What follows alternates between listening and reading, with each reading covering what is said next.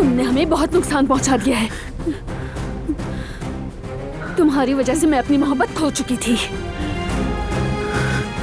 और मैंने उसे मौत के मुंह में जाते हुए देखा है। हर लम्हा अजियत बन गया था। मैंने अपनी मोहब्बत को धोखे में रखा। उसकी मोहब्बत भरी आंखों में मैंने नफरत देखी है खुद के लिए। मैंने तुम्हारे कहने पर मजबूर होकर सब कुछ किया, लेकिन बस अब बहुत हो गया। अब मैं और नहीं करूंगी। अब मैं तुम्हारी धमकियों के आगे नहीं झुकने वाली। अब मेरी बात गौर से सुनो और मैं ये आखिरी बार कह रही हूँ, दोबारा कभी भी बारां की जिंदगी से खेलने की कोशिश मत करना। मेरी जिंदगी मजाक नहीं, वरना मैं तुम्हारी जान ले लूंगी।